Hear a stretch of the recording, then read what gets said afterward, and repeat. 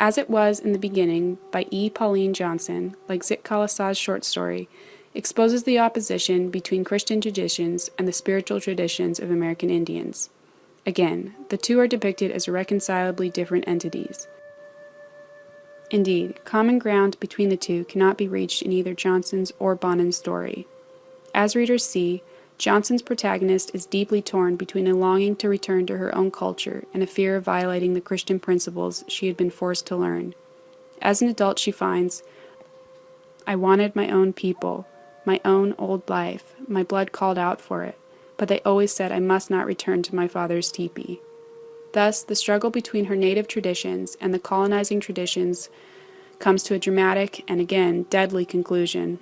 Demonstrating the diametrically opposed conflict between these traditions, the main character finally denounces the white culture imposed on her. What did I care for his God, his heaven, his hell?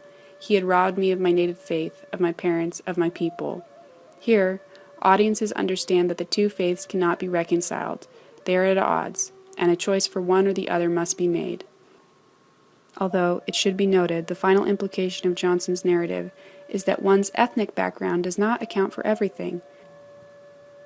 The protagonist's womanhood is instead the driving force behind her actions.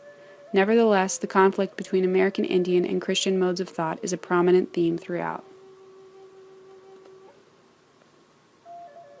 Very similarly, in Wilma Mankiller's Keeping Pace with the Rest of the World, the conflict between old and new traditions has dramatic consequences for the characters.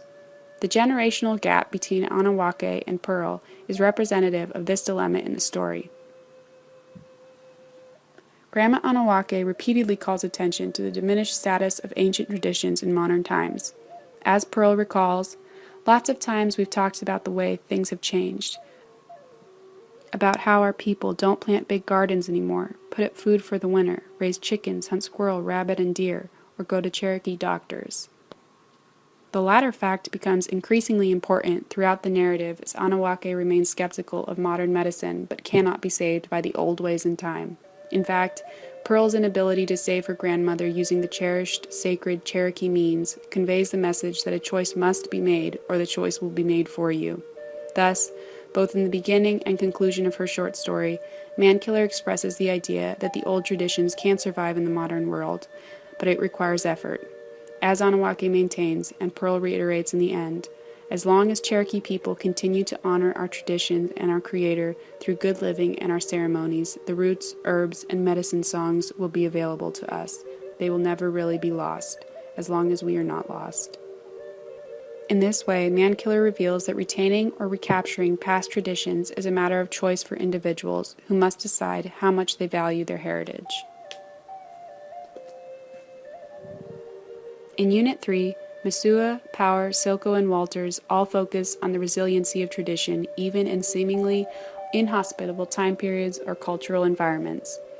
Even though the content and literary devices vary between the four short stories, all four of these authors ultimately express the same opinion of tradition.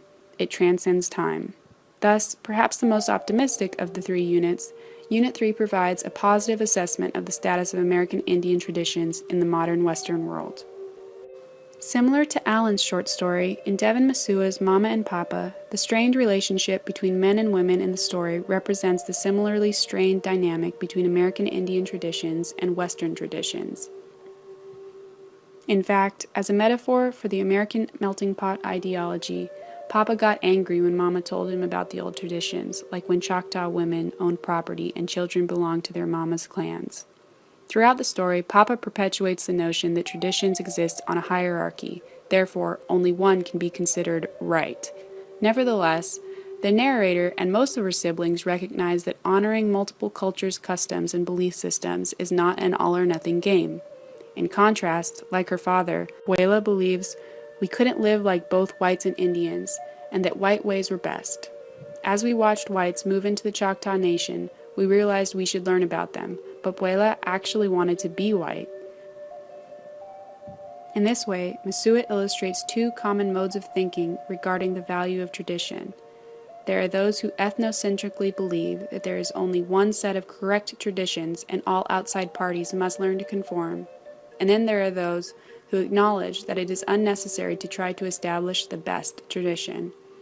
As the ending ultimately illustrates, traditions can and do, in reality, coexist together, although not perhaps always happily, as the union between the white father and Choctaw mother demonstrates. Like Grandma Anawake, Grandma Mabel and Susan Powers Roofwalker passes down wisdom about American Indian heritage to her granddaughter. Unlike Mankiller's grandmother figure, however, Grandma Mabel conveys the idea that preserving one's sacred cultural traditions in the modern world is not as difficult as some people believe it to be. She explains, "Some of our people try too hard. They think that they've found the old-time trail leading them to the heart of our traditions, but if they looked down, I think they would see only their own footprints. It is their own lonely trail, and they are truly lost." In other words, one need not try to return to the old ways in order to faithfully honor them. The present is just as ripe for living according to cherished ancient principles. Thus, Power supports the idea that preserving tradition does not require epic exertions of effort. Instead, it is the engagement of meaningful and multi-generational relationships with one's family that allows traditions to survive. The young narrator reiterates this knowledge in the conclusion. "When I was little, I had blind faith in family legends, my grandmother's stories, and even in my handsome father, who was temporarily lost, searching for the road Grandma Mabel told me was beneath my own feet." With this revelation, Power expresses the idea that the road that connects individuals to the old ways is not remote at all, but rather embedded in their current experiences with family members. In Leslie Marmon Silko's Yellow Woman, old traditions are likewise depicted as existing alongside the modern world. However, like Allen and Mankiller, the ancient ways, although present, seem distant from the present way of life. The female narrator confirms this with her doubts. "I don't have to go. What they tell in the stories was real only then, back in time immemorial, like they say." Yet as her experiences with Silva reveal, the mythical stories are just as capable of being real in modern times as they ever were, for time is inherently relative. As they discuss, "I don't believe it. Those stories couldn't happen now," I said.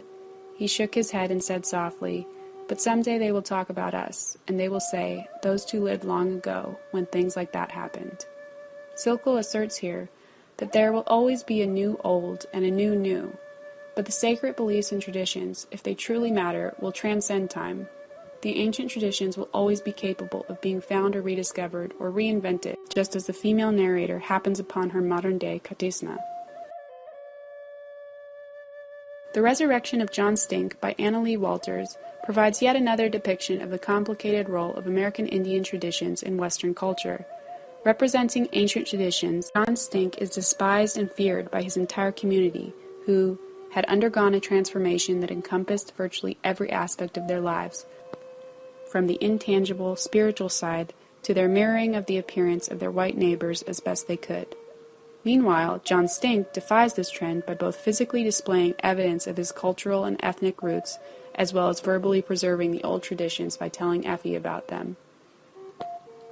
As a result, the majority of the tribe shuns him under the guise of fearing his violent medical condition. Their desire to be perceived as thoroughly socialized according to modern white society standards makes them intensely dislike anything or anyone seeming anomalous. As the white doctor initially observes, "So that is who they've been afraid of all this time. I wonder how they will feel now that he is dead." Upon the revelation of his prematurely buried status, indeed, readers see that the people whispered loudly, detesting him more than ever because of his resurrection. Thus, Walters covertly conveys the message that traditions do not die even in the face of active attempts to extinguish them.